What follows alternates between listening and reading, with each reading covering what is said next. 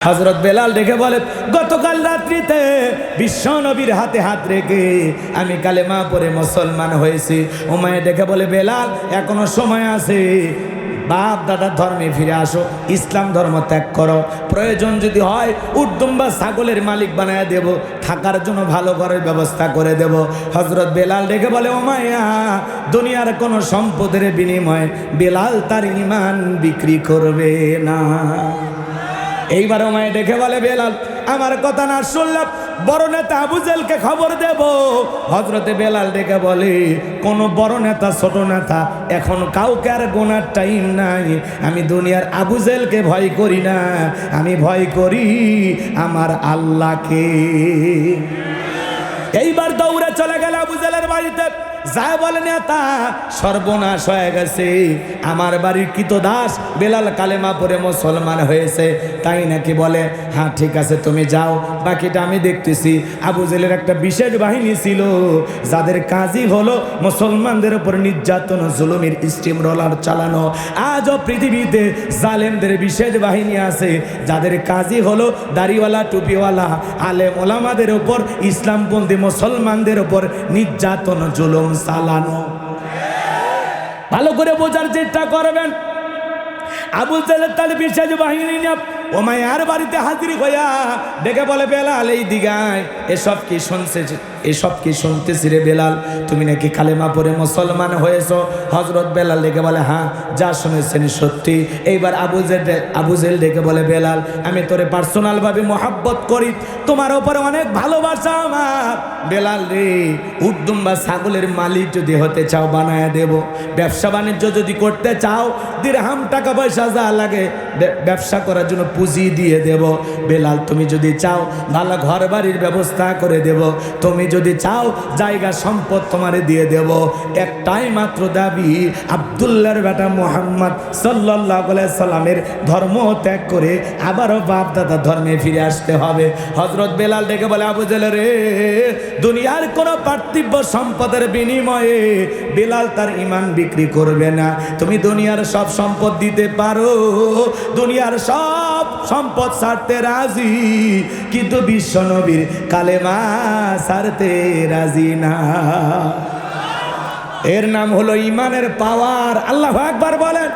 আবু জেহেল দেখে বলে, বেলাল রে, সোজা আঙ্গুলে ঘিউ না উঠলে আঙ্গুলে একটু বাঁকা করা লাগবে।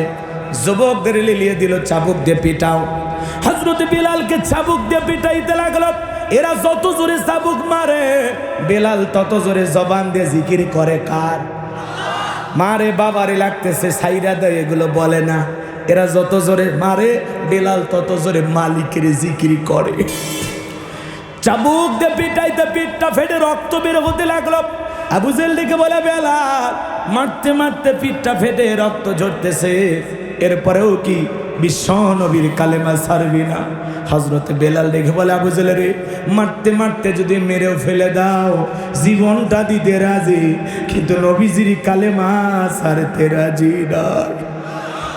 এইবার আবু জেহেল ডেকে বলে, যুবকেরা দল, পায়ের রশি লাগাইয়া উঠের পায়ের সাথে বেঁধে বেলালকে এই মরুভূমির উত্তপ্ত গরম বালিতে শেষরাইয়া নিয়ে ঘোরা গেলো।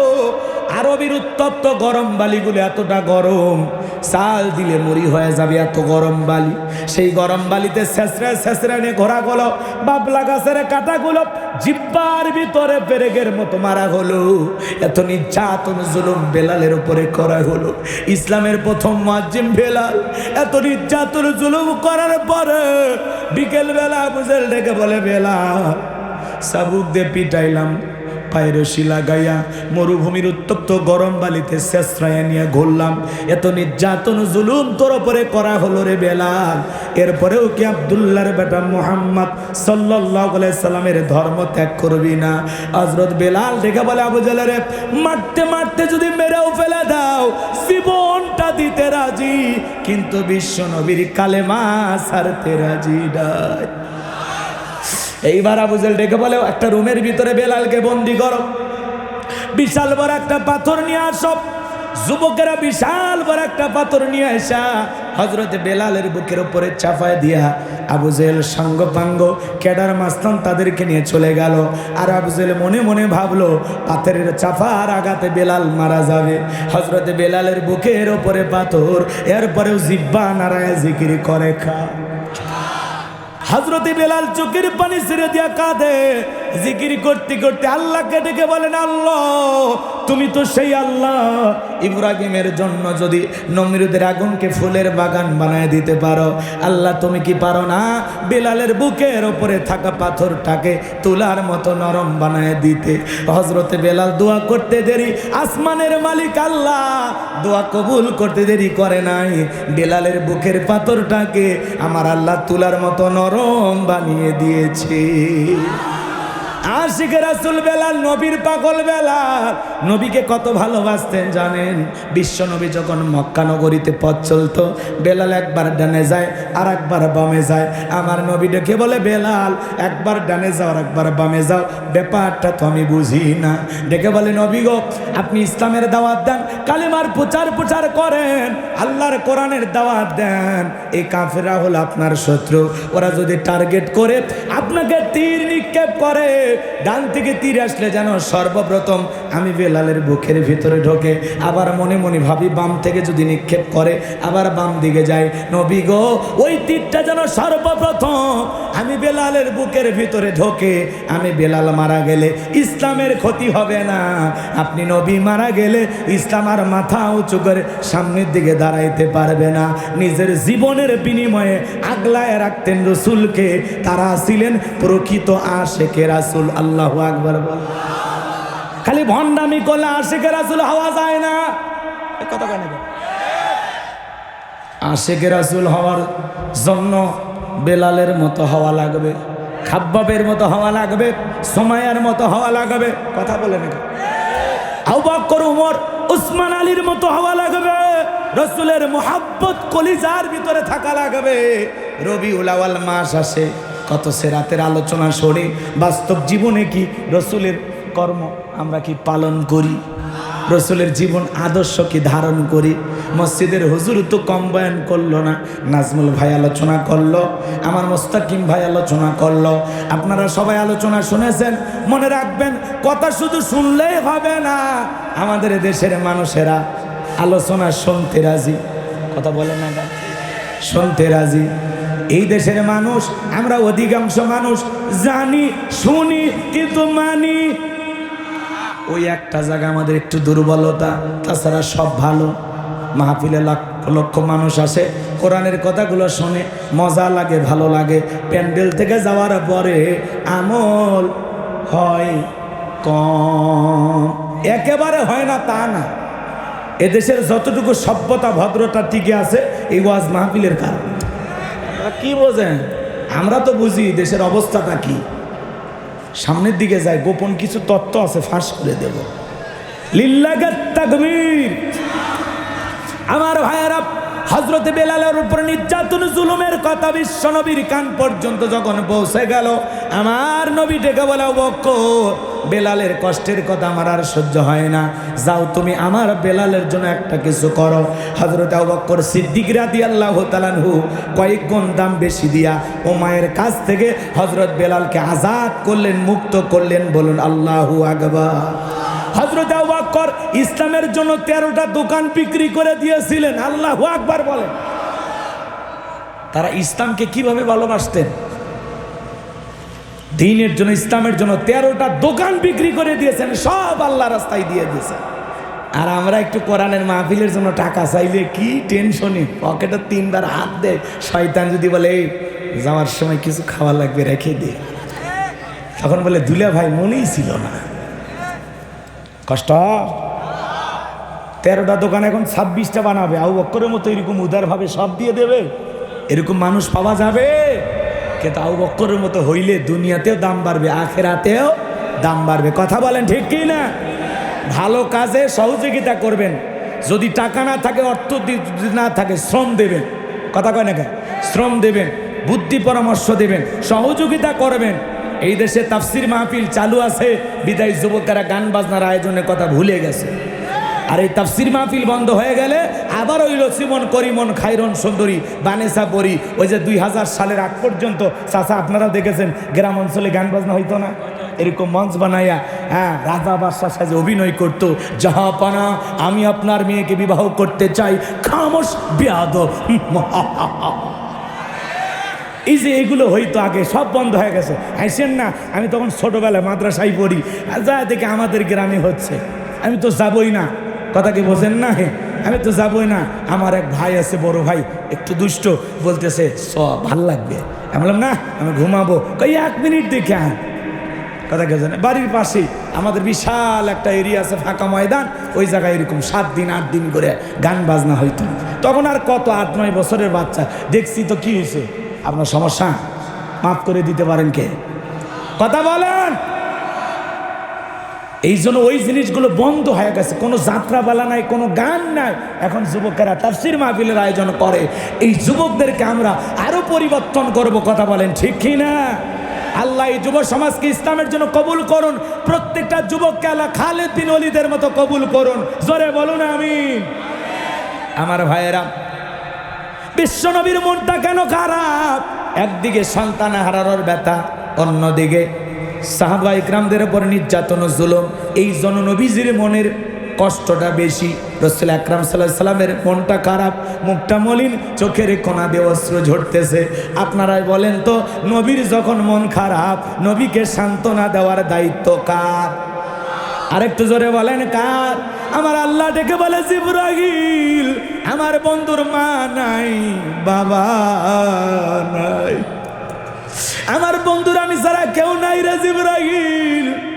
আর করিস না দেরি, লাহু মাহফুজ থেকে সূরা কাউসার নিয়ে যায় আমার বন্ধুর ওপরে নাজিল কর তাড়াতাড়ি।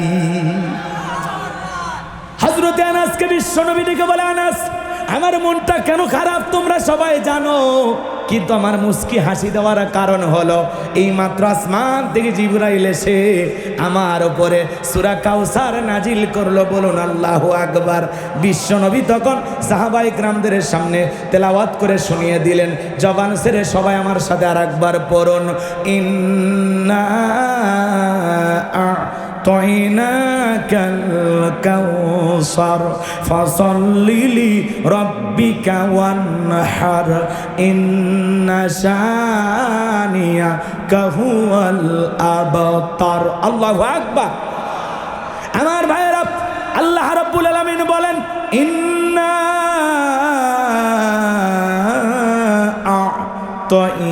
আ'তাইনাকাল কাউসার।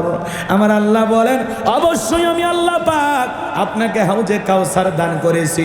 নিশ্চয়ই আমি আল্লাহ পাক আমার বন্ধু মুহাম্মদ সাল্লাল্লাহু আলাইহি সাল্লামকে হাউজে কাউসার গিফট করেছি, হাউজে কাউসার দান করেছি। বলুন আল্লাহু আকবার। ইন্না আ'তাইনাকাল কাউসার, অবশ্যই আমি আল্লাহ পাক আপনাকে হাউজে কাউসার দান করেছি। চিৎকার মেরে বলুন সুবহানাল্লাহ। দুনিয়ার অন্য কোন পয়গম্বর নবী রাসূলকে আল্লাহ পাক হাউজে কাউসার গিফট করেন নাই, বিশ্ব নবীকে আল্লাহ পাক হাউজে কাউসার গিফট করেছেন। এই হাউজে কাউসারের পানি মধুর চাইতে মিষ্টি, দুধের মতো সাদা, পানির চাইতে ক্লিয়ার। ওই কঠিন কিয়ামতের ময়দানে যেদিন মানুষের জিহ্বা কুকুরের মতো ঝুলে আসবে নাভি পর্যন্ত, যেদিন বাবা তার সন্তানের পরিচয় দেবে না, মা সন্তানের পরিচয় দেবে না, স্বামী স্ত্রীর পরিচয় দেবে না, ভাই ভাইয়ের পরিচয় দেবে না, যেদিন সূর্যটা সহাত মাথার উপরে চলে আসবে, জমিনটা হবে তামার জমিন, যেদিন আল্লাহর আরশের ছায়া ছাড়া আর কোনো ছায়া থাকবে না, ওই কিয়ামত দিবস, বিচার দিবস যেদিন কায়েম হয়ে যাবে, মালিক ইয়াউমিদ্দিন, শেষ বিচার দিবসের মালিক একমাত্র আল্লাহ। ওই বিচার দিবসের একদিন হবে 50,000 বছরের সমান। ওই কঠিন কিয়ামতের ময়দানে বিশ্ব নবী তার আদরের উম্মতদেরকে হাউজে কাউসারের পিয়ালার পানি পান করাবেন। হযরত আবু বকর সিদ্দিক রাদিয়াল্লাহু তাআলা আনহু পিয়ালার পানিগুলো ভরায়া দিবেন, মাঝখানে দাঁড়িয়ে থাকবেন হযরত ওমর। আবু বকরের হাত থেকে নিয়ে হযরত ওমর বিশ্ব নবীর হাতে দেবেন। আর নবীজি তার আদরের উম্মতদেরকে খুঁজে খুঁজে হাউজে কাউসারের পানি পান করাবেন। বলুন সুবহানাল্লাহ। দলে দলে মানুষ বিশ্বনবীর কাছে রওনা করবে হাউজে কাউসারের পানি পান করার জন্য। এক শ্রেণীর মানুষের সামনে আল্লাহ তাআলা পর্দার আবরণ তৈরি করে দেবেন। আমার নবী তখন দেখে বলবেন, আল্লাহ, অনেক মানুষ আমি দেখতে পাইলাম, কেন জানি সংখ্যাটা কমে গেল, আমি বুঝতে পারলাম না। আল্লাহ ডেকে বলে, বন্ধু, আপনি তো পাইকারি দরে সবাইকে হাউজে কাউসারে পানি পান করাইতে পারবেন না। দুনিয়ার জমিনে দুইটা অপরাধ করেছিল যারা, হাউজে কাউসারের পানি আজকে পাবে না তারা। কয়টা অপরাধ? জোরে বলেন কয়টা? এই দুইটা অপরাধের মধ্যে এক নাম্বার অপরাধ কি বলবো? অনেকের আবার কষ্ট হবে, বলবো। এক নাম্বার অপরাধ, যারা জালেমদের পক্ষে ছাপায় গায়, যারা জালেমের সহযোগী হয়। কথা কয় না? জুলুমবাজ, জালেম, এদের যারা সহযোগী হয়, এরা হাউজে কাউসারের পানি পাবে। জোরে বলেন পাবে। কোন জালেম তার সহযোগী যারা হবে, জালেমের পক্ষে ছাপায় গায়, জালেম জুলুম করে তারপরে সহযোগিতা করে, সাপোর্ট দেয় না, সব ঠিক আছে, সব ঠিক আছে, চালিয়ে যান। কি মনে করেছেন ওই দুই একজনই অপরাধী না? যারা তার পক্ষে সুপারিশ করেছে, সাপোর্ট দিয়েছে, সহযোগিতা করেছে। জালেমের সহযোগীও জালেম। কথা কয় না? সাবধান হয়ে যায়, কষ্ট হচ্ছে। আর যারা রসুলের রেখে যাওয়া আদর্শ বাদ দিয়া সমাজের ভিতরে নতুন নতুন বেদাত চালু করে, এরা হাউজে কাউসারের পানি পাবে। কথা কয় না কে? সাবধান হওয়ার দরকার আছে। সতর্ক হবেন তো ইনশাল্লাহ। আরো বিস্তারিত বলা যায়, কিন্তু সময় নাই, এজন্য তুলে ধরতে পারলাম না। মনের মধ্যে কষ্ট নেবেন না আমার ভাইয়েরা। যে কথা আমি বলতে চাচ্ছিলাম, গভীর মনোযোগ দিয়ে শুনবেন। হাউজে কাউসারে পানি পান করতে গেলে বাজান গো আমার, এই দুনিয়ার জমিনে আপনাকে আমাকে কিছু কাজ করা লাগবে। কথা বলেন ঠিক কি না? হাউজে কাউসারের পানি যদি এক পেয়ালা কেউ পান করতে পারে, ওই কঠিন কিয়ামতের ভয়ঙ্কর দিনে তার আর কোনো তৃষ্ণা লাগবে না। জান্নাতে ঢোকা পর্যন্ত তার তৃষ্ণা মিটে যাবে। রসুল দাঁড়িয়ে আছেন, তার কাছে যাবেন, রসুলকে দেখবেন, রসুলের হাত থেকে নিয়ে পিয়ালার পানি পান করবেন।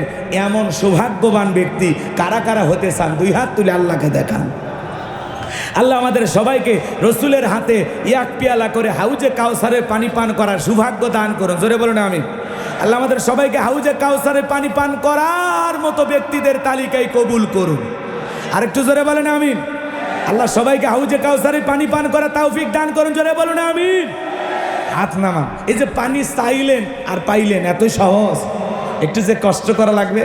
আমি মুসাফির মানুষ, আপনাদের এলাকায় এসেছি। আসার পরে একটা ছেলের হাতে কিছু চকলেট দিলাম। দেওয়ার পরে বললাম, বাবা এক বন্যা একটু পানি নিয়ে এসে দাও। ওই ছেলেটা এক বন্যা পানি আনার জন্য চকলেট নিয়ে মারছে দৌড়। কথা কি বোঝেন না? এইবার পানি আনতে গিয়ে মাঝপথে গিয়ে পড়ে গেছে, আচার খাইছে। হয় না? বেশি আনন্দ থাকলে মানুষ কিন্তু হয় এরকম পড়ে যায়, তাই না? তো আচার খাইয়া হাঁটু একটু ছিলে গেছে, রক্ত বের হয়েছে, কিন্তু চকলেট থাকার কারণে উঠে দাঁড়াইছে। দাঁড়াইয়া বদনা ভৈরা পানি নিয়ে আমার সামনে হাজির। আমি তখন বললাম, বাবা এই পানিটা আনতে গিয়ে তোমার কষ্ট হয়েছে। ওই যে মাঝপথে আচার খাইয়ে পড়ে গেছো, ব্যথাও মনে হয় পাইছো, হাঁটু মনে হয় ছিলে গেছে, রক্ত মনে হয় বের হয়েছে। ওই ছেলেটার হাতে চকলেট থাকার কারণে ছেলেটা তখন বলতেছে, আমি এরকম কত পড়ে যায়, আমার কিছুই হয় না। তার মানে ওই চকলেটের খুশিটা যেমন তার কষ্টকে কষ্ট মনে হয় না, রসুলের হাতে এক পেয়ালা করে হাউজে কাউসারের পানি যদি পান করতে পারেন, কিয়ামতের কঠিন দিন আপনার কাছে কঠিন মনে হবে না। আল্লাহর আরশের নিচে 7 শ্রেণীর মানুষ ছায়া পাবে কিয়ামতের ময়দানে।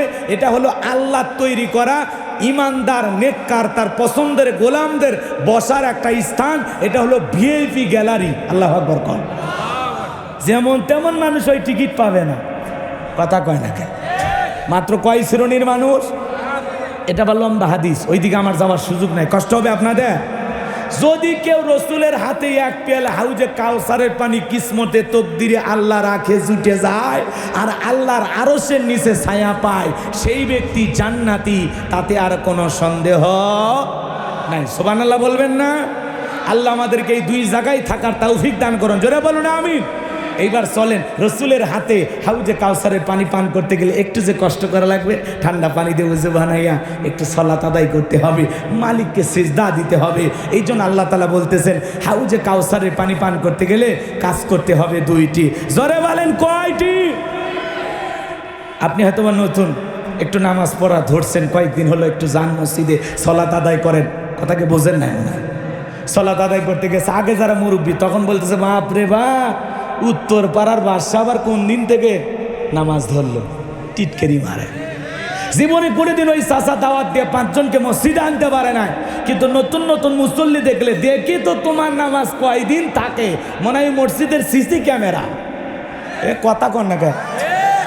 কেউ একজন নতুন নামাজ ধরেছে, হেদায়েত আল্লাহ দান করছে, মসজিদে ঢুকেছে, তাকে দেখে সালাম দেন, দোয়া করেন তার জন্য যে ভাই তুমি মসজিদে আসছো, দেখে দিলটা খুশি হয়ে গেছে, তুমি মসজিদে ঢুকছো, কি যে ভালো লেগেছে ভাই।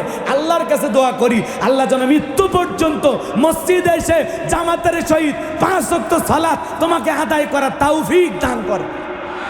বেটা দোয়া না করে সমালোচনা করে, এ কথা কন না কেন? যুবক মানুষ একটু দাড়ি রাখছে, অনেক চাচাও টিটকারি মারে, স্যাংরা বয়সে বুড়ে হয়ে গেল, মানে এটা গাইবান্ধার ভাষা, আপনারা কি বুঝলেন? মানে যুবক বয়সে তুমি বুড়ে হয়ে গেলা, দাড়ি রেখে বুড়ের ভাব ধরলে, কথা কি বোঝা গেল নাকি? এইবার ক্লিয়ার হয়েছেন না? আচ্ছা এইদিক শোনেন, এইদিক শোনেন। যুবক বয়সে যুবক যদি দাড়ি রেখে বউ নিয়ে একটু ঘুরতে যায়, দেখবেন এই সমাজের কিছু মানুষ আছে, আসসালামু আলাইকুম ভাবি, সাথে চাচার খবর কি? কথা আমি আমার এদিক খেয়াল করেন, বউকে নিয়ে, বোরকা তো বোঝেনি, হুজুর মানুষ বোরকা ছাড়া কি বউ নিয়ে ঘুরি? বোরকা পরায় বউ নিয়ে মার্কেটে গেছে, তখন বলতেছে হুজুর আপনার মেয়ে কি কি নেবে একটু নিতে বলে। আমি বলবো মেয়ে না রে, এটা আমার জিনিস। তখন ও হুজুর আপনার বউ, সরি হুজুর ভুল হয়ে গেছে, মানে ও মনে করছে দাড়ি দেখে মনে করছে আমার মেয়ের বিয়ে হয়ে গেছে। কথা কি বুঝতে পারছেন? রাগ করতেছেন আপনারা? তো যুবক বয়সে দাড়ি রাখছে, বাড়ির বউটা পর্যন্ত পছন্দ করে না, বাড়িতে এসে বলে বাইরে আমাকে ডাকে ভাবি আর তোমাকে ডাকে চাচা, তোমার সাথে বাহিরে যাওয়া যাবে না। যেই বউ রসুলের সুন্নত দাড়ি মোহাব্বত করে না, পছন্দ করে না, এমন বউ দিয়া জীবনে শান্তি পাওয়া যাবে না। দাড়ির ভিতরে মজা আছে, মজা আছে, এটা সবাই বোঝে না, এটা একটা গোপন কথা। কষ্ট পাচ্ছেন? দাড়ি থাকা লাগবে, দাড়ি পুরুষের সৌন্দর্য, কথা কন না কেন? বেটা একটা কথা বলেই দিই, রাগ করবেন না তো। অনেকে দাড়িও রাখে না, টুপিও পছন্দ করেন, আছে না? আল্লাহ না করুক, একটা বাসে চড়ে যাচ্ছেন, দুর্ঘটনা আপনি মারা গেছেন, মুখে দাড়িও নাই, মাথায় টুপিও নাই, মানুষ তখন লুঙ্গি খুলে দেখবি, প্যান্ট খুলে দেখবি, এর মাথা কাটান আছে না না? এই জন্য পুরুষ হয়ে থাকলে অন্তত 2টা জিনিস মুসলমান হিসাবে নিয়ে ঘোরেন, একটা টুপি আর একটা মুখে দাড়ি, তাছাড়া মরার পরে খুলে দেখবি। আর কেমনে সাইজ করা যায় কোন তো? এবার কি পরিবর্তন হবেন তো ইনশাল্লাহ? এই যে মাহফিলে আসছেন, এটা কিসের বাগান? মাথায় একটা টুপি দিয়ে আসার দরকার আছে না নাই? তা আসেন না কেন? এত ওয়াজ শোনেন, পরিবর্তন কেন হন না? আল্লাহর রাস্তায় পরিবর্তন হবেন তো ইনশাল্লাহ। আমার ময়মনসিংহ, নোয়াখালী, ফেনী, জামালপুর এদিক গেলে দিলটা ভরে যায়, প্রত্যেকটা শ্রোতার মাথায় টুপি, খুব ভালো লাগে দেখে দিলটা ভরে আসে। এটা কোরআনের মাহফিল, এই দৃশ্যের দিকে যত মানুষ তাকাবে সবার মাথায় টুপি থাকবে, কি সুন্দর একটা জান্নাতি পরিবেশ আমরা অনুভব করব। কথা বলেন ঠিক কিনা? ওয়াজ শোনে, আবার অটোওয়ালা যাওয়ার সময় কেন গান দে, কি দুষ্ট। রাগ করছেন আপনারা? লিল্লাহি তাকবীর। আমার ভাইয়েরা কথা মনে রাখবেন, কথা ভুলে গেলে চলবে না, গভীর মনোযোগ দিয়ে শুনবেন। হাউজে কাউসারের পানি পান করতে গেলে কাজ করতে হবে দুইটা আঙ্গুল তুলে সবাই দেখে বলেন তো, কাজ করতে হবে কয়টি? আরো জোরে, আল্লাহ রাব্বুল আলামিন সেটা 2 নাম্বার আয়াতে জানায় দিলেন। জবান ছেড়ে সবাই বলুন, ফাসল্লিলি রব্বিকা ওয়ানহার, ফাসল্লিলি রব্বিকা ওয়ানহার। 1 নাম্বার হলো ফাসল্লিলি রব্বিকা, রবির উদ্দেশ্যে সালাত আদায় করা। নামাজ হবে একমাত্র কার জন্য? قل إن صلاتي ونسكي ومحياي ومماتي لله رب العالمين।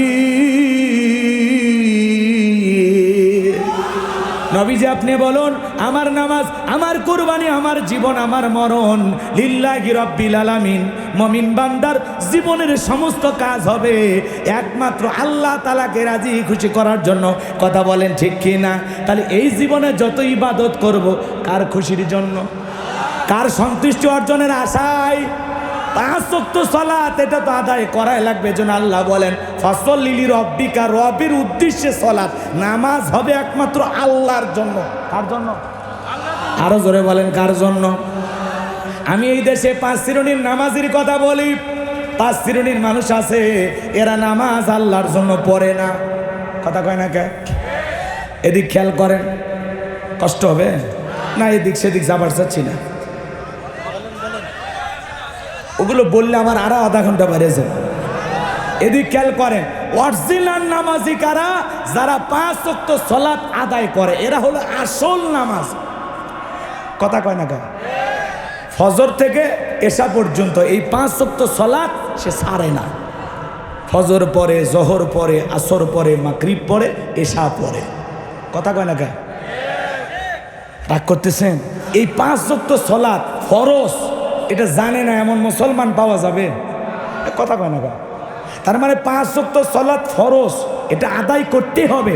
এটা আল্লাহর বাধ্যতামূলক ওয়াদা, এটা পালন করতেই হবে। নিজেকে মুমিন মুসলমান দাবি করলেই আপনার উপরে 5 ওয়াক্ত সালাত আদায় করা অবশ্যই ফরজ। শুনি কিন্তু মানি না। ফজরের সময় এ বিশাল মাহফিল, তারপরে মসজিদে এসে আগে 5 জন 6 জন। এলাকার ইমাম কই? ইমাম কই? আপনি ফজরে পড়াবেন নামাজ? ভাই যদি ফজরে পড়ায়, আগে যদি মুসল্লি 10 জন হইতো, আর আজকে যদি 11 জন হয় ফজরে, তাহলে বুঝবেন যাক মাহফিল করে উন্নতি হয়েছে, আল্লাহ কিছু লোককে পরিবর্তন করেছেন। আর যদি দেখেন 10-এর জায়গায় 9-8 হয়েছে, তখন বুঝবেন এটা করা না করা সমান। কথা কয় না কেন? ফাসল্লিল রব্বিকা, রবির উদ্দেশ্যে সালাত। 5 ওয়াক্ত সালাত এটা তো আদায় করাই লাগবে। পাশাপাশি গভীর নিশিতে রাতের 1টা, 2টা, 3টার দিকে উঠা তাহাজ্জুদের সালাত আদায় করা লাগবে। কথা কয় না? আল্লাহ রাব্বুল আলামিন বলেন, ওয়াল্লাযীনা ইয়াবিতুনা লিরাব্বিহিম সুজদাও ওয়া কিয়ামা। আমার আল্লাহ রাব্বুল আলামিন বলেন, যারা রাত্রি জাগরণ করে আমি আল্লাহকে সিজদা দেয়, আমি আল্লাহর জন্য দণ্ডায়মান হয়ে যায়। বাজান গো, 5 ওয়াক্ত সালাত আদায় করবেন। আবার রাতের 1টা, 2টা, 3টার দিকে উইঠা বিবির ভালোবাসা ত্যাগ কইরা, আরামের বিছানা ত্যাগ কইরা, ঠান্ডা পানি দাও ওযু বানায়া যাই নামাজে দাঁড়ায় গেলেন। এই নামাজ দুনিয়ার কাউকে দেখানোর জন্য নয়, এই নামাজ হলো একমাত্র আল্লাহকে রাজি খুশি করার জন্য। যারা গভীর রাতে সালাতের মাধ্যমে, রুকুর মাধ্যমে, সিজদার মাধ্যমে আল্লাহর সাথে প্রেমের সম্পর্ক গভীর করতে পারে, তাদের জীবনে সফলতা, তাদের জীবনে কোনো ব্যর্থতা নাই। চাইতে দেরি, আল্লাহ দিতে দেরি করবে না। এই জন্য যুবক, গভীর নিশিতে সিজদা দেব কাকে? আরো জোরে বলেন কাকে?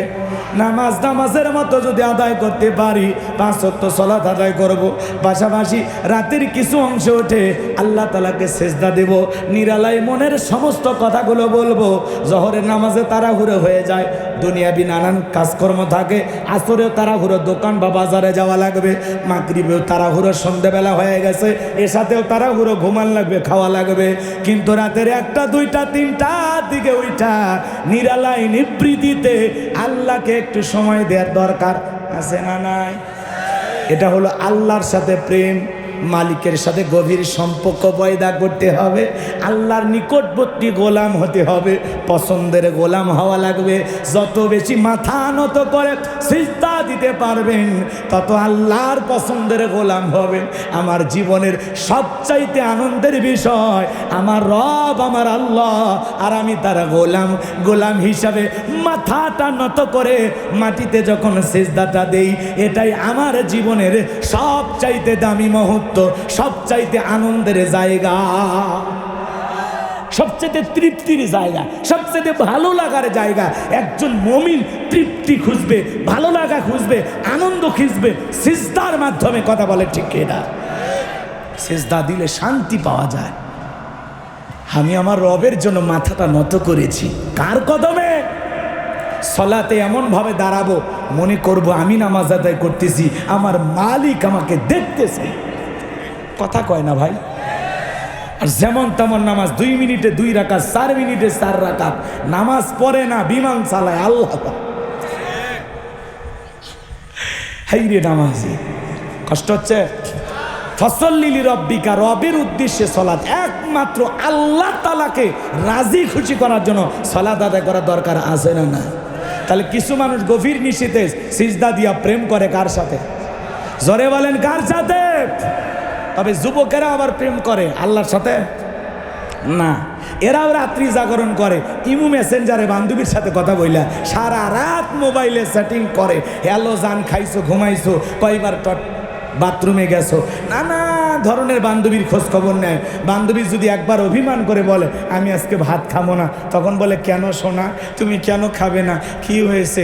জ্বর, মাথা ব্যথা, কি সমস্যা? বাপ রে বাপ, কি কায়দায় খবর নেয়। আবার বলে শোনো, পরিষ্কার বলে দিলাম তুমি না খেলে আমি মফিস খাবো না। জীবনে মা খাইছে কিনা খবর নেয় না, আব্বা ভাত খাইছে কিনা খবর নেয় না, আর বান্ধবী না খাইলে ওই হাইব্রিড যুবকের ঘুম আসে। কি প্রেম, কি আবেগ, কি ভালোবাসা! বিয়ের আগে সমস্ত অবৈধ প্রেম ভালোবাসা জায়েজ না হারাম? জায়েজ না হারাম? এক যুবক প্রেম করে বিয়ে করে 6 বছরের সংসার ভেঙে গেছে, 1.5 মণ দুধ দিয়া গোসল করে বলতেছে যুবকদেরকে আমি বলবো তোমরা কেউ প্রেম করে বিয়ে করো না, জ্বালা কি টের পাইছে। আবেগে দৌড়াইও না, পরিবর্তন হয়ে যাও যুবক। এই জন্য সারা রাত বান্ধবীর সাথে কথা বইলা ঘুমাইলা, ফজরের আজান হয় যখন ওই হাইব্রিড যুবক ঘুমাইতে যায় তখন নামাজও পড়ে না। এই মোবাইল আইসা যুব সমাজকে নষ্ট করে দিছে। এ কথা কয় না? বলবো দেশে মোবাইল আইছে, সিটি বন্ধ হইয়াছে, দিওয়ানা বানাইছে, পোলা মায়ার মনের কথা ভাসে বাতাসে। চাচা যুগ উপযোগী বলা যায়? হ্যাঁ বলবো দেশে মোবাইল আইছে, সিটি বন্ধ হইয়াছে, দিওয়ানা বানাইছে, পোলা মায়ার মনের কথা হাসে বাতাসে। কষ্ট হচ্ছে? কষ্ট হচ্ছে যুবক? কষ্ট হচ্ছে? বিরক্ত হইবা না তো? কি হ্যাঁ, ও দেখো পোলা পানের মন বাদা ফেসবুকে এখন, মোবাইলে সেটিং কইরা কাটায় সারাক্ষণ। ও দেখো পোলা পানের মন বাদা ফেসবুকে এখন, মোবাইলে চ্যাটিং কইরা কাটায় সারাক্ষণ। এই মোবাইল পাইয়া দেখো মদনের মাইয়া, এই মোবাইল পাইয়া দেখো মদনের মাইয়া, কি কাণ্ড ঘটাইছে, স্বামী সংসার রাইখা নাকি পালাইয়া গেছে। সে যে স্বামী সংসার রাইখা নাকি পালাইয়া গেছে, দেশে মোবাইল আইছে, সিটি বন্ধ হইয়াছে, দিওয়ানা বানাইছে, পোলা মাইয়ার মনের কথা হাসে বাতাসে। ও দেখো টিকটক আসিয়া সব গেল ভাসিয়া, ও দেশে টিকটক আসিয়া সব গেল ভাসিয়া, সিদ্দিক সরা নায়ক হইছে আইডি খুলিয়া। এই মোবাইলে হাই কি জাদু আছে ভাই, এই মোবাইলে হাই কি জাদু আছে ভাই, পোলা পান বুঝাছে, পড়ালেখা তুইলা রাখছে সপ্তম আকাশে। অটো পাস পড়ালেখা তুইলা রাখছে সব তোমার কাছে, দেশে মোবাইল আইছে চিঠি বন্ধ হইয়াছে, দিওয়ানা বানাইছে পোলা মাইয়ার মনের কথা হাসে বাতাসে। আবেগের ঠেলায় ফেসবুকে প্রেমিকার সাথে কিছু হলে বলে তুই একটা স্বার্থপর কান্না ঘিনি, এইভাবে শেখা দিবে আগে ভাবিনি। শেখা খাইয়া বেকা হয়ে গো, এরকম যুবক আছে না নাই? এই জন্য বিয়ের আগে কোনো অবৈধ প্রেম ভালোবাসা করা যাবে না, এটা জমায়ে রাখো। মা বাবা পছন্দ করে বিয়ে দেবে, বাস আলহামদুলিল্লাহ। বিয়ে করার পরে কবুল বলার পরে যত প্রেম সব জীবনের সহধর্মিণী প্রিয়তমা স্ত্রীর সাথে হবে। বেটা বেয়াক্কেল 20 বছর বয়স হয়নি, বাড়িতে এসে কয় আব্বা উত্তর পাড়া লাকিকে আমি কথা দিয়েছি, রাজি থাকলে 1 চাপন, না হলে 2 চাপন। পিতা মাতার অবাধ্য হয়ে বিয়ে করে, 3 মাস পরে ভালোবাসা জানলা ভেঙে পালায় গেছে। প্রেম করে ভালোবেসে জীবনে কেউ সুখী হয়? এজন্য বাদ দাও, কোনো পরকিয়া করা যাবে না, বিয়ের আগে কোনো অবৈধ সম্পর্ক করা যাবে না। ওয়াল্লাযীনা হুম লিফুরুজিহিম হাফিজুন, আল্লাহ বলে তোমার যৌবনটাকে সংযত রাখো, নিজের যৌবনটাকে কন্ট্রোল করতে হবে। যৌবনকালে আল্লাহর ইবাদত করে কাটাইতে হবে। বেটা বউ পাওয়া যাবে না, বউ আছে, মুরব্বীরা পছন্দ করে বিয়ে দেবে, মুরব্বীদের দোয়া আছে, যেখানে বরকত আছে। পিতা মাতার অবাধ্য হয়ে বিয়ে করে জীবনে সুখ পাইবা না, পাইবা না। কথা ক্লিয়ার? কোন কোন যুবক মা বাবার পছন্দের মেয়েকে বিয়ে করবে? হাত তোলো ভাতিজা, হাত তোলো, হাত উঠাও বাবা উঠাও। হ্যাঁ ওই চাচা হাত তোলে, আর একবার রিস্ক নেবেন, ওই কামত যাইন না, হাত তোলেন। যুবক যারা হাত তুলেছো, মা বাবার পছন্দের মেয়েকে বিয়ে করবা তো ইনশাল্লাহ? অনেক যুবক হাত তোলে না, বান্ধবীকে কথা দিয়েছে, ওই বাতাসের কসম খাসে। হাত নামান, হাত নামান, কষ্ট হচ্ছে ভাইয়েরা আমার। তাহলে সলাত হবে একমাত্র কার জন্য? তাহলে যুবক রাত্রি জাগরণ করে প্রেম করব কার সাথে? কিসের মাধ্যমে? সিজদার মাধ্যমে, সালাত আদায় করার মাধ্যমে। কথা বলেন ঠিক কি না? এজন্য আল্লাহ রাব্বুল আলামিন বলেন ওয়াল্লাযীনা ইয়াবিতুনা লিরাব্বিহিম সুজদাও ওয়া কিয়ামা, যারা রাত্রি জাগরণ করে আমি আল্লাহকে সিজদা দেয়, আমি আল্লাহর জন্য দণ্ডায়মান থাকে, সেই বান্দাদের কাতারে আমরা শামিল হতে রাজি আছি তো ইনশাআল্লাহ। এজন্য আল্লাহ বলেন ফাসল্লি লিরাব্বিকা ওয়ানহার, 1 নাম্বার রবির উদ্দেশ্যে সালাত আদায় করা। তাহলে 5 ওয়াক্ত সালাত মসজিদে গিয়ে জামাতের সহিত আল্লাহকে রাজি খুশি করার জন্য আল্লাহর ভয়ে কারা কারা আদায় করবেন? 2 হাত তুলে আল্লাহকে দেখান। আল্লাহ আমাদের সবাইকে 5 ওয়াক্ত সালাত আদায় করার তৌফিক দান করেন। আর একটু জোরে বলেন আমিন। হাত নামান। এই যে পাইকারে ধরে যে হাত উঠাইলেন, ওয়াদা কি ঠিক থাকবে তো? কাজে লাগাবেন তো ইনশাল্লাহ? ভাই যান, একটু নামাজ পড়ে যান ভাই, দুনিয়া ক্ষণিকের ভাই, পরকালে কি নিয়ে যাব, কি নিয়ে রওনা করেছি? আল্লাহকে ভয় করে 5 ওয়াক্ত সালাত আমরা আদায় করব ইনশাআল্লাহ। হে যুবক, হে যুবক, মসজিদের দিকে তাকায়া দেখো, ইমাম মুয়াজ্জিন আহারে তোমার জন্য কত দাওয়াতি কাজ করে, কতবার তোমাকে ডাক দেয়। এই আপনাদের এলাকায় মসজিদে কি আজান হয় না? জোরে বলে। আজানটা যখন হয় যুবক, তুমি খেলাধুলায় ব্যস্ত আছো, আল্লাহু আকবার শোনার পরেও তোমার কি আল্লাহর মহাব্বত আর ভালোবাসায় মসজিদের দরজাটা খুলে ইমাম মুয়াজ্জিন বসে আছে, তোমরা যাইবা, তারা জামাতবদ্ধ হয়ে নামাজ আদায় করবে, তোমাদের দিলে কি একটু কম্পন সৃষ্টি হয় না? আল্লাযীনা হুম ইযা যুকিরাল্লাহু ওয়াজিলাত কুলুবুহুম, আল্লাহ বলে যারা ঈমানদার, যারা ঈমানদার তাদের সামনে যখন আমি রবের নাম উচ্চারণ করা হয়, ভয়ে তাদের অন্তরাত্মা কেঁপে ওঠে।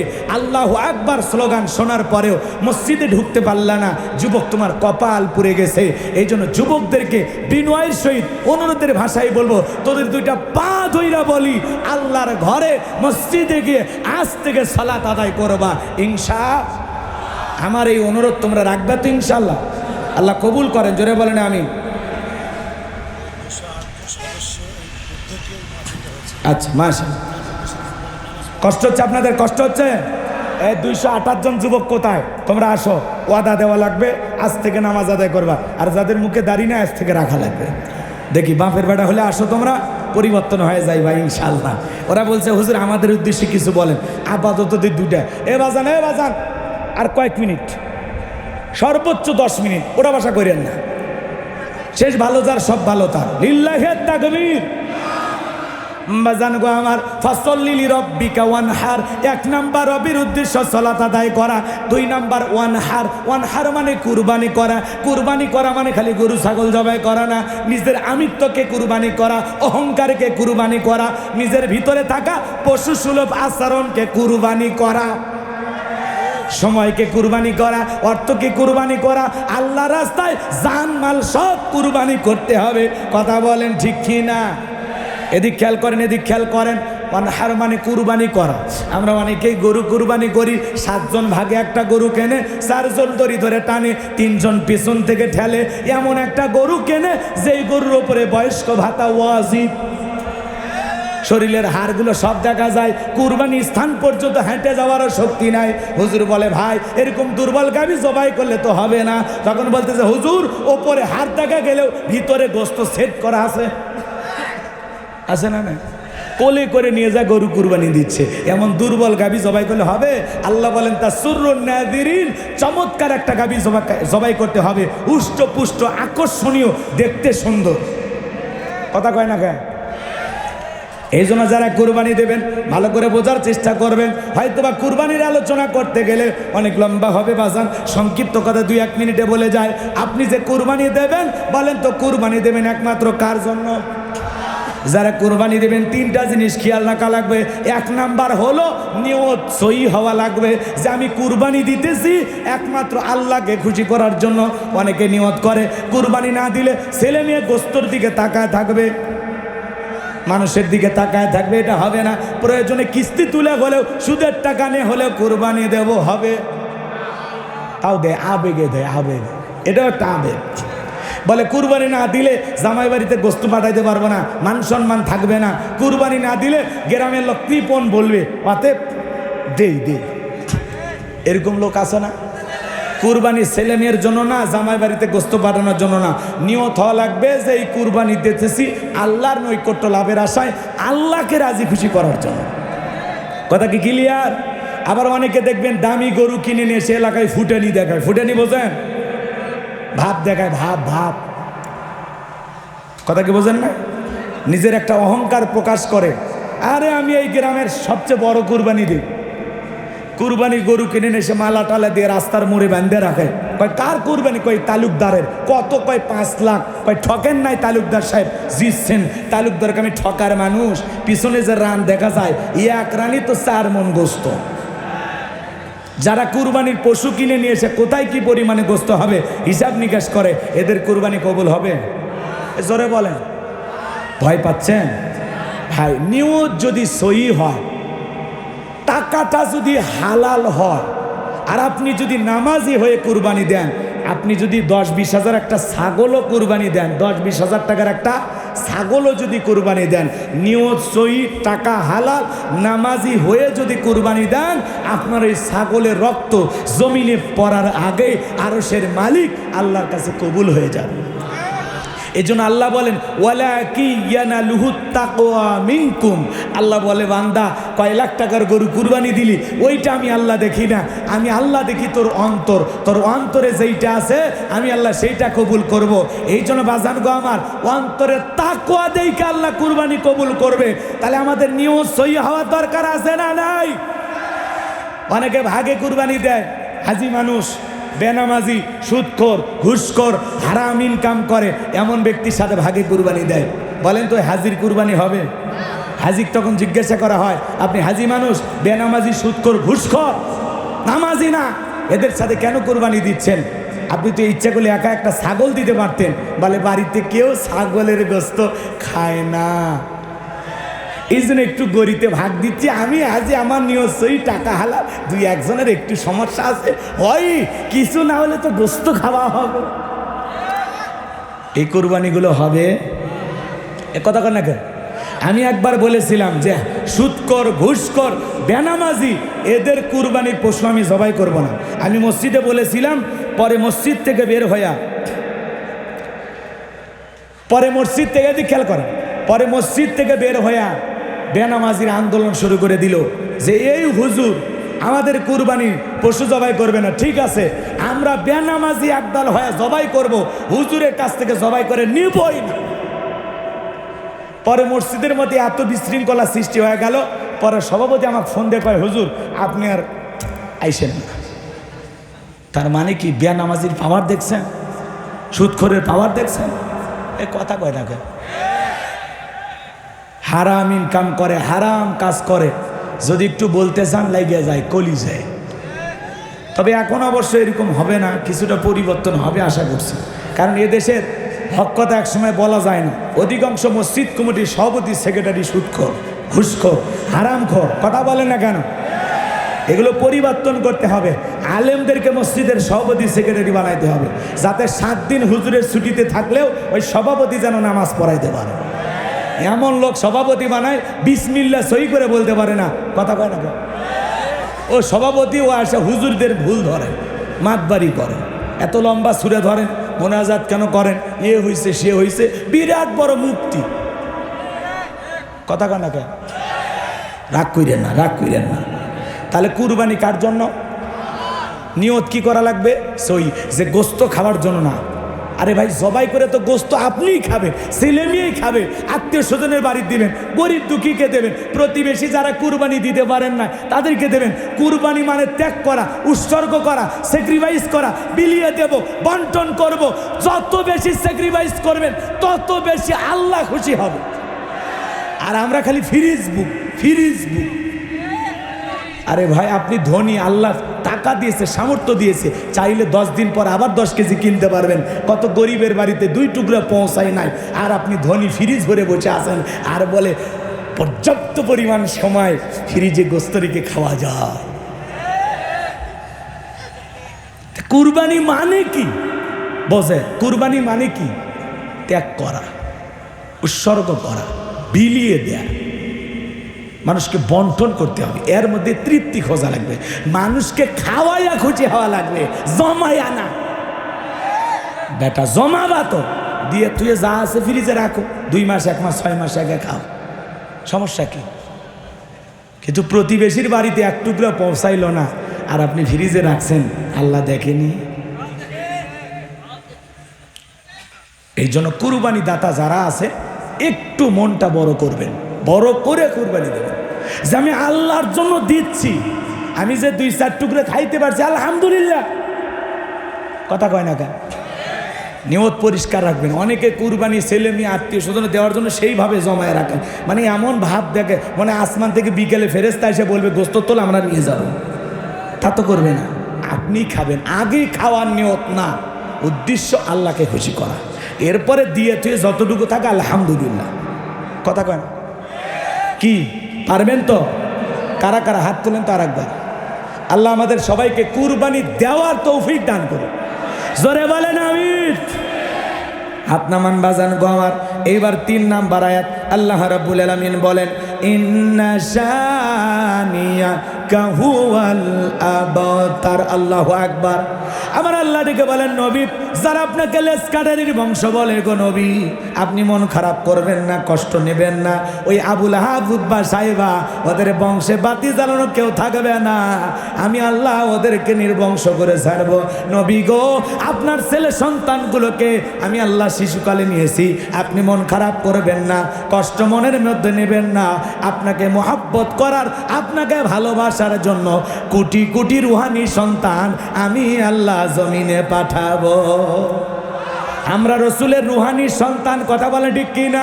তাম পৃথিবীতে 700 কোটির ওপরে মানুষ, এর মধ্যে 200 কোটি প্রায় মুসলমান, আমরা সবাই রসুলের রুহানি সন্তান। এই জন্য রসুলের মোহাব্বত ভালোবাসায় কলিজায় থাকা লাগবে। নবীজির অপমানে যদি না কাঁদে তোমার মন, মুসলিম নয় তুমি মুনাফিক, নবীজির দুশমন। এই ফ্রান্সের লোকেরা 2021 সালে নবীজির কার্টুন প্রদর্শন করলেন, দেখলেন না? পুরো পৃথিবীর 200 কোটি মুসলমান আন্দোলন করলো, এ ফ্রান্সের জালেমেরা কার্টুন প্রদর্শন বন্ধ করো, নইলে পৃথিবীর মানচিত্র থেকে ফ্রান্সকে আমরা মুছে ফেলবো। আমার রসুলের কি কোনো ছবি আছে? আমার রসুলকে দেখতে কার্টুনের মতো? জোরে কন্যা উজবিল্লাহ। মুখে দাড়ি লাগাইয়া নাকটা বেঁকা করে দিয়া দেয়ালে কার্টুন টাকায় বলে ইনি মোহাম্মদ। মোহাম্মদ মানে প্রশংসিত। আজে বাজে যতই কথা বলেন, মোহাম্মদ মানে প্রশংসিত। আপনার আমার প্রিয় নবী এই পৃথিবীর শ্রেষ্ঠ মহামানব, যার চরিত্রের সার্টিফিকেট আল্লাহ দিয়ে বলেন ওয়া ইন্নাকা লাআলা খুলুকিন আযীম। আল্লাহ বলেন নবী গো, আপনি মহান চরিত্রের অধিকারী, আপনি পূত পবিত্র। আযীম আরবিতে এমন একটি শব্দ যার গভীরতা মাপা যায় না। চিৎকার মেরে বলেন আল্লাহু আকবার। সেই নবীকে গালি দেবে যারা, নিঃসন্দেহে অবৈধ যার সন্তান তারা। বিশ্ব নবীকে গালি দিয়েছিল ওয়ালিদ বিন মুগিরা, ওয়াকাত্তু ভাষায় নবীকে গালি দেয়। নবীর অপমান আল্লাহ সহ্য করতে পারে না। কথা বল না, নবীর অপমানকে আল্লাহ সহ্য করতে পারে। আল্লাহ আয়াত নাজিল করে বলেন উতুল্লিম বাদা যালিকা জানিম। নবী গো, যেই ওয়ালিদ বিন মুগিরা আপনাকে গালি দেয়, এ হলো পিতৃ পরিচয়হীন জারর সন্তান, এর জন্মে সমস্যা আছে। ওইটার না, রসুলের মহব্বত থাকলে ওটার কোনো সুযোগ নাই। একটু গরম করতেছি, কষ্ট হয় নাকি? জায়গায় ওঠেন। এই যে ভারতের যেই কুলাঙ্গার আমার নবীকে গালি দিয়েছে, ওই কুলাঙ্গারের ফাঁসি নিশ্চিত করতে হবে। কথা কম না কেন? বিরক্ত হয়েছেন আপনারা? কেউ আমার বাপকে গালি দিয়ে সহ্য করব, মাকে গালি দিলে সহ্য করব, আমার দলকে গালি দিলে সহ্য করব, কিন্তু বিশ্বনবী হলেন আমাদের কলিজার টুকরা নবী। নবীকে কেউ বাজে ভাষায় গালি দিলে, কুরুচিপূর্ণ মন্তব্য করলে, ওয়াকাত্তু ভাষায় নবীকে গালি দিলে, প্রয়োজনে ওরে ধইরা ওর বুকের উপরে সইরা জিহ্বা টান দিয়ে ছিঁড়ে কুকুরকে খাওয়াবো।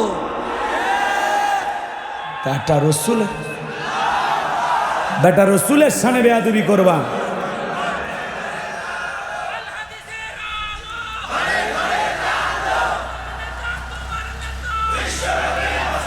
যেই নবীর চরিত্রের সার্টিফিকেট আল্লাহ দিয়েছেন, যেই রসুল 63 বছরের জিন্দিগিতে একটি মিথ্যা কথা বলেননি, একটা জায়গায় কলম ধরবেন এমন কোনো দাগ নাই, আমানতের খিয়ানত করেন নাই, কাফিরদের আমানত সংরক্ষণ রাখতেন মুহাম্মদ রাসূলুল্লাহ সাল্লাল্লাহু আলাইহি সাল্লাম, মানবতার মুক্তির দূত। কথা বলেন না কেন? আপনার আমার শাফায়াতের কান্ডার মুহাম্মদ রাসূলুল্লাহ সাল্লাল্লাহু আলাইহি ওয়াসাল্লাম। কেমন নবী, কেমন নবী! কয়টা গুণের কথা বলবো, বলে শেষ করা যাবে না। আল্লাহ সুযোগ দিলে ভবিষ্যতে কথা আসলে আবারও দেখা হবে ইনশাআল্লাহ। আমি যে কথা বলতে চাচ্ছিলাম, ওয়ালিদ বিন মুগিরা আরবের মানুষ, বিশ্বনবী যখন তিলাওয়াত করেছেন উতুল্লিম বাদা যালিকা জানিম, এইটা শোনার সাথে সাথে ওয়ালিদ বিন মুগিরা বলতেছে রসুল আপনি কি বলেন, আমার জন্মের সমস্যা, আপনি এত বড় কথা আমাকে বললেন, ঠিক আছে আপনি থাকেন, আমি আমার মায়ের কাছে যাব।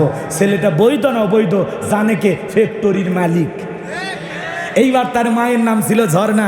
যা বলে মা করবি না কোনো তালবাহানা, বিশ্বনবী মুহাম্মদ রাসূলুল্লাহ সাল্লাল্লাহু আলাইহি সাল্লাম আমাকে বলেছেন উতুল্লিম বাদা যালিকা জানিম, আমি নাকি পিতৃ পরিচয়হীন জারর সন্তান। ওয়ালিদ বিন মুগিরার মা তখন মনে মনে ভাবতেছে এত গোপন তত্ত্ব নবী জানলো কেমনে? নবী তো জানতেন না, নবীকে জানিয়ে দিয়েছেন তিনি কে? আরেকটু জোরে বলেন কে? জমিনে কোন বান্দা বান্দি কি করে আরশের মালিক দেখে না? দেখে না? যুবক রে, তুমি কি মনে করো জঙ্গল প্রেম করার জন্য মঙ্গল? জঙ্গলে কেউ না দেখলে একজন দেখেন, তিনি কে? কথা কয় না কে? জিয়া পার্কে যায় বান্ধবীর সাথে টাঙ্কি মারলে আল্লাহ দেখে না? বিশ্ববিদ্যালয়ের ক্যাম্পাসে বসে থাকলে দেখে না? চিড়িয়াখানায় যায় গাছের গোড়ায় বসে থাকলে দেখে না? না হলে ফেরেশতারা লজ্জায় ঢোকেই না। কথা বলে না? ফেরেশতাদের শরম আছে নাকি? আপনি যা করবেন আল্লাহর ওয়ার্ডার ফলো করবেন, আপনি যেই জায়গায় ফেরেশতারা সেই জায়গায়। কথা কয় না কেন? আপনি সিনেমা হলে যাচ্ছেন, ফেরেশতারা লিখতেছে না? কেউ পতিতালয়ে গেলে লিখবে না? না কবে না থাকে খারাপ জায়গায় লেখারই দরকার নাই, ও যা করে করুক আমি পালাইলাম, এরকম ফেরেশতারা মনে করছেন? আপনার প্রত্যেকটা কথা রেকর্ড করতেছে। মা ইয়ালফিজু মিন কাউলিন ইল্লা লাদাইহি রাকিবুন আতীদ। বান্দা এমন কোন কর্মকাণ্ড, এমন কোন কাজ করে না যা রেকর্ড করার জন্য আমার ফেরেশতারা নেই। এই যে জায়গায় বসে আছেন ফেরেশতারা দেখতেছে না? আবার এই জায়গা বাদ দিয়ে যারা জিলেপি পট্টি চুরি পট্টি মহিলা প্যান্ডেলে তিমের মতো ঘুরতেছে, আল্লাহ ওদেরকে দেখে না? খারাপ লাগতেছে।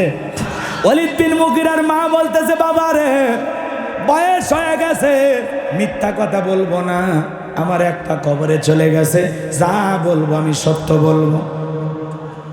ডেকে বলে, বাবা রে তোর বাবা ব্যবসা বাণিজ্যের কাজে এতটাই ব্যস্ত থাকতো, তোর বাবার টাকা আসেনি, তোর মায়ের মন বোঝে না, সারাদিন ব্যবসা বাণিজ্যে ব্যস্ত থাকতো, আমাকে সময় দিত না, আমার যৌবনের সোনালী দিনগুলো চলে যায়। বাড়ির আশেপাশে তোর চাচা গুড়গুড় করতেছে, দেখবেন ভাই যখন বিদেশে থাকে এলাকায় দেবরের আমদানি কমে না বাড়ে, ওরা স্লোগান দেয়, ভাবি ভাইয়া তোমার বর, আমি যে দেবর, ভেবে দেখো ভাবি কার কত দাবি, ভাই গেছে মালয়েশিয়ায়, আমি তো দেশে আসি। আসে না? না কি দুষ্ট মা বোন যারা বসে আছে না, মা দুইটা পুরুষ হইতে দূরত্ব বজায় রাখবেন, সাবধান থাকবেন। 1 নাম্বার হলো দেবর, আর 2 নাম্বার হলো দুলা ভাই। এরা হলো মৃত্যু তুল্য, বিষাক্ত সাপের চাইতেও ভয়ঙ্কর। কথা কয় না? এই দেশে কত ইতিহাস ঘটতেছে, দেবরের সাথে ভাবি পালাইয়া গেছে, কথা কয় না? দুলা ভাইয়ের সাথে শালি পালাইয়া গেছে, ভাতিজাকে নিয়ে শাশি উধাও, বাগিনাকে নিয়ে মামি নাই। অবশ্য রাজশাহী তেলে জীবনেও হয়নি। কি পরিবর্তন হওয়ার দরকার আছে? যুবক পরিবর্তন হয়ে যাও, তোমাদেরকে পরিবর্তন করতে হবে। আমাদের দেশের একজন ইসলামিক স্কলার, দিনের দায়ী, আমাদের প্রিয় ভাই ডক্টর মিজানুর রহমান আজহারি বাংলাদেশে এসেছেন। আলহামদুলিল্লাহ বলে, আলহামদুলিল্লাহ। তিনি 2-4 দিনের মধ্যেই কোথাও না কোথাও করেন তাফসির মাহফিল শুরু করবেন। আমার বিশ্বাস যেদিন প্রথম মাহফিল, সেই মাহফিলে মনে হয় শ্রোতাদের জায়গা দেওয়া সম্ভব হবে না। এদেশের মানুষ, এদেশের যুবকেরা ডক্টর মিজানুর রহমান আজহারি ভাইকে কলিজা দিয়ে মহাব্বত করে, কথা বলেন ঠিক কিনা? যারা তার বিরোধিতা করেছিল হেরে গেছে, ওদের হিংসা জিতে গেছে যুবকদের ভালোবাসা। আল্লাহ আকবার। 4.5 বছর ষড়যন্ত্র করে দেশের বাইরে রেখেছিল, যারা ষড়যন্ত্রকারী ওরা পালিয়েছে, আর যাদের বিরুদ্ধে ষড়যন্ত্র করা হয়েছে ওরা এখন বুক খুলে ঘুরতেছে। কথা বলে না? পালাবো না, ওরাই পালায়, আলেমেরা পালায় না। কথা কন, আলেমদের ফাঁসি দিয়ে মারছে, ইসলামী আন্দোলনের কর্মীদের ওপরে মামলার ওপরে মামলা দিয়া হাজিরা দিতে দিতে পায়ের স্যান্ডেল ক্ষয়, তারপরেও তারা পালাই নাই। যারা দেশটাকে লুটপাট করে খেয়েছে, দেশের টাকা বিদেশে পাচার করেছে, 11 লক্ষ কোটি টাকা দুর্নীতি করেছে, ওরাই পালিয়েছে।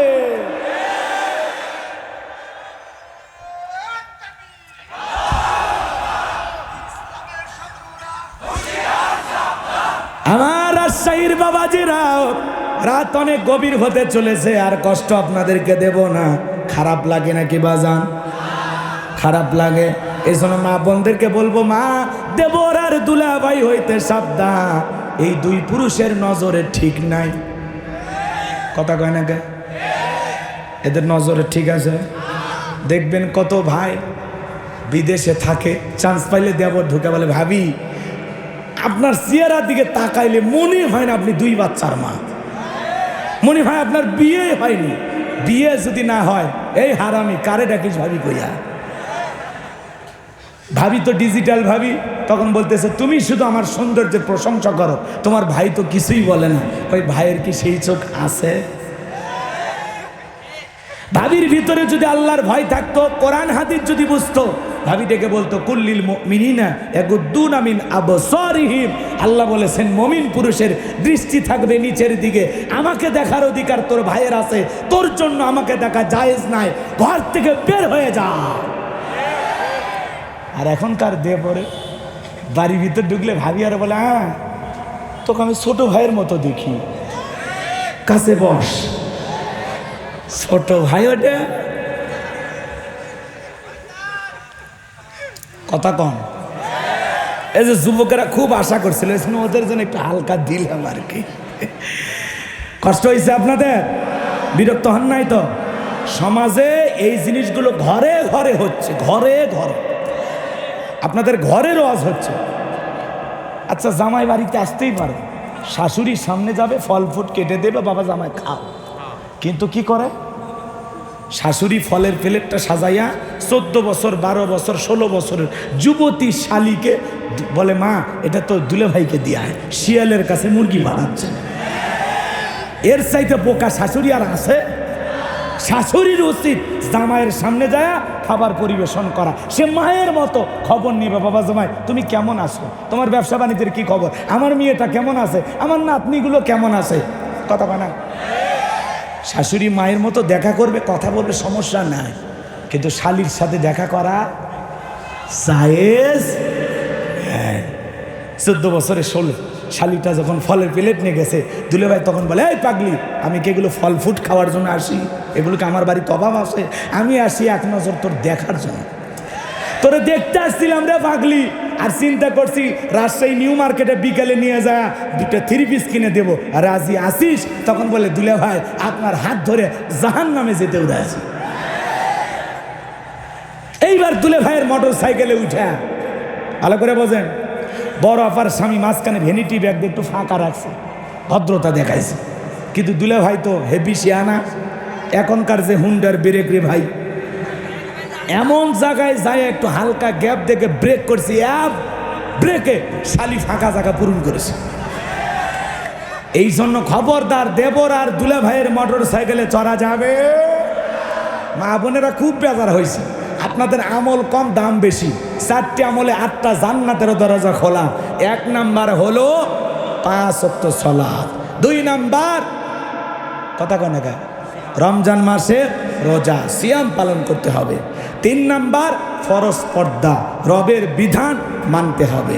আর 4 নাম্বার স্বামীর খেদমত করতে হবে। স্বামী থাকলে খেদমত, না থাকলে তো কথাই নাই। কষ্ট হচ্ছে আপনাদের? মা বোনেরা, এই 4টে আমল করলে 8টা জান্নাতের দরজা আপনাদের জন্য খোলা। যে কোনো জান্নাতের দরজা দিয়া জান্নাতে প্রবেশ করতে পারবেন। আল্লাহ আমার মা বোনদের বোঝার তৌফিক দান করুন। জোরে বলুন আমিন। আর একটু জোরে বলুন আমিন। কিন্তু মা বোনেরা নামাজ পড়ে না। জহরের নামাজ পড়ে আসরের সময়, আসর পরে মাগরিবের সময়, আর মাগরিবের সময় হাঁসের বাচ্চা মুরগির বাচ্চা খুঁজবার যায়, মাগরিব নাই। আর এশার সময় সিরিয়ালের নেশায় পড়ে যায়। স্টার জলসা জি বাংলা ধ্বংস করছে সোনার বাংলা। বোঝেন না? আপনাদের এলাকা অবশ্য সিরিয়াল নাই, টিভি নাই, টেলিভিশন আছে। ওই এলাকায় টেলিভিশন কম, মার হাবা।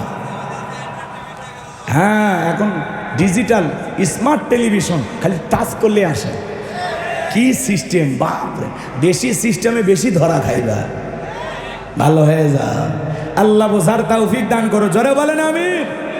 আর কষ্ট দেব না বাজান গো আমার, অনেক কথা বলা যায়, বলার সময় নাই। মা বোনের নামাজ পড়ে না, রোজা ধরলে ছাড়ে না। মা বোনেরা না খায়ে থাকতে খুব পারদর্শী, কারণ মাঝে মাঝে আপনার সাথে রাগ করে 3 দিন ভাত খায় না। যদি বলে সকিনা ভাত খাও, তুমি খাও। সকালবেলা কি জোরে মারছে, এখন আবার আদর করে বলে খাও মনা, তোমার আদর লাগবে না। এরকম করে কিনা? এই জন্য ওরা রোজার কথা শোনে। ইমামক বলে, হুজুর এই মাসে কোনো নফল রোজা আছে নাকি? না খায় থাকতে পারে মহিলারা, কথা কোন ঠিক কিনা? রোজা ছাড়ে না, কিন্তু পর্দা ঠিক মতো করবে চায় না। জানালার পর্দা ঠিক আছে, দরজার পর্দা ঠিক আছে, রান্নাঘরের পর্দা ঠিক আছে, কিন্তু নিজের দেহের সৌন্দর্যটা ঢেকে রাখতে চায় না। ওটা মনে করে পাবলিসিটি করার জন্য, মানুষ দেখুক আমি যে একটা দানা কাটা পরি, মানুষ দেখুক। এটা হলো বোকা পাগলি। তোমার সৌন্দর্য দেখবে তোমার স্বামী, তোমার সৌন্দর্য মানুষকে কেন দেখাচ্ছ? কথা কয় না? মা বোন যারা বসে আছেন, মা উল্টা পাল্টা বুঝবেন না। আমি তো আপনাদেরই সন্তান, আমি তো আপনাদের ভালো চাই, আপনারা জান্নাতি হয়ে মারা যান, এটা আমি চাই। আপনারা ফরজ পর্দা মেনে আল্লাহর পছন্দের বান্দি হন, এটা আমার চাওয়া। কথা কয় না? হযরতে ফাতেমা রসুলের বাড়িতে গেলেন, দরজায় নক করলেন, নবীজি দরজা খুলে দিলেন। তাকায় দেখেন আমার নবীর চোখ দিয়ে পানি পড়ে দাড়ি ভিজে যাচ্ছে। হযরতে ফাতেমা জিজ্ঞাসা করলেন, বাবা ঘরের দরজা বন্ধ করে একা একা কান্না করেন, কারণটা কি? আমার মা খাদিজার কথা ভেবে কি কান্না করেন? চাচা আবু তালিব বড় ভালোবাসতো, তার কথা ভেবে কি কান্না করেন? আমার নবী ডেকে বলে, ও মা ফাতেমা, আমি আমার প্রিয়তমা স্ত্রী খাদিজার কথা মনে করে কান্দি না। আমার চাচা আবু তালিব বড় মহাব্বত করতে ভালোবাসতো, এই জন্য আমি কান্না করি না। আমি কান্না করি কারণ হলো মা, আমাকে যখন মেরাজ করতে নিয়ে যাওয়া হলো মা, জিবরাইল যখন আমাকে ঘুরাইয়া জান্নাতটা দেখাইলো, জান্নাতটা দেখার পরে দিলটা খুশি হয়ে গেল। জান্নাত আল্লাহ তাআলা এত নিয়ামত দিয়ে সাজাইছে, জান্নাত দেখে দিলটা ভরে গেল। জান্নাত দেখে হইলাম খুশি, দোয়া করলাম বেশি বেশি আমার গুনাহগার উম্মত যেন হয় জান্নাতবাসী। এরপরে জিবরাইল বলেন, নবী গো জান্নাত আপনি দেখলেন, এইবার চলেন আপনাকে একটু জাহান্নামটা ঘুরে দেখায়। বিশ্বনবীকে যখন জাহান্নামের ভিতরে প্রবেশ করানো হলো, আমার নবী বলেন, আমি তাকায় দেখলাম জাহান্নামের ভিতরে শুধু আগুন আর আগুন। বিভিন্ন ভাবে মানুষকে জাহান্নামের ভিতরে শাস্তি দেওয়া হচ্ছে। আমি এক শ্রেণীর মানুষের দিকে তাকায় দেখলাম, ওই জাহান্নামের ভিতরে পুরুষের তুলনায় নারীদের সংখ্যাই বেশি। বলেন তো জাহান্নামে কারা বেশি যাবে, পুরুষ না মহিলা? আর একটু জোরে বলেন, আর একটু জোরে বলেন। এই জন্য মা বোন যারা বসে আছেন, ও রাজশাহীর মা বোনেরা, ওই জাহান্নামের ভিতরে বিশ্ব নবী বলেন পুরুষের তুলনায় নারীদের সংখ্যায় অনেক বেশি। আমি তাকায় দেখি এক শ্রেণীর নারীদের চুলের মুঠিগুলো ধরে আসমানের দিকে টেনে ধরা হয়েছে, পা থেকে মাথা পর্যন্ত জাহান্নামের আগুন দাউ দাউ করে জ্বলতেছে। মহিলাদের চিৎকারে মনে হয় আসমান জমিন ভেঙে পড়বে, এত জোরে চিৎকার মারতেছে। গরম পানি যেরকম থকবক থকবক করে, তাদের দেহটা জাহান্নামের আগুনে তেমনি ভাবে জ্বলতেছে আর থকবক থকবক করতেছে। এই আযাবের দৃশ্য দেখে একবার তাকায়া দেখেছি, দ্বিতীয়বার আর তাকাইতে পারি না মা।